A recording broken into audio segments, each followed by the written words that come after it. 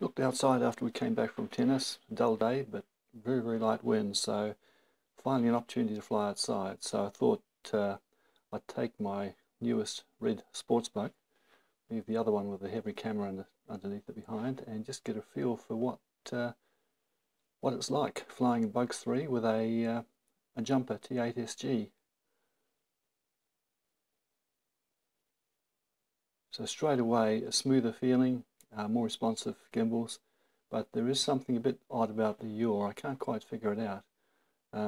It flicks around beautifully, very quickly, but sometimes it's as if it wants to go the other way. So I don't know what's going on there, whether it's the light wind or what, but no complaints. The other thing I'm noticing is that this field is about 170 meters, and I'm getting right out over the skate park, which is definitely 170, 180, and there's no breakup whatsoever. So given that this is a fairly ordinary TX03 with a broken clover leaf, and I've just put a single wire on it, that's a hell of a lot better reception than I've ever had before. So I'm thrilled. Odd little circular breakup there, but not for long and not enough to affect my flying. So I've got to say, so far I'm wrapped.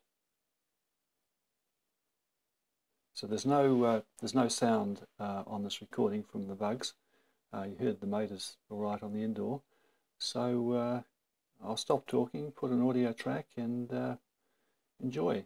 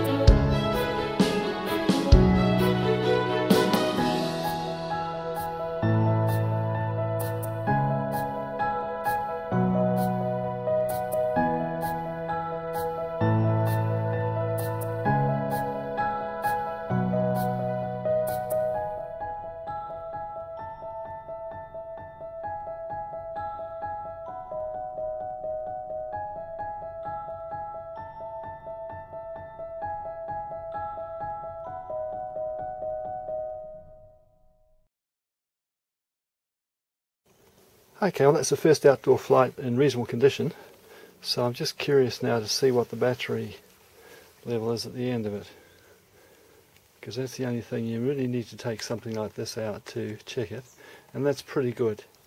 7.56. Yesterday, flying in the media room, I found that the other bugs, other new bugs, with the heavy camera on board, wouldn't lift off at 7.5. So I've done alright, but you need to take probably a battery checker out with you, so you can have a look out in the field to see whether you should stop flying.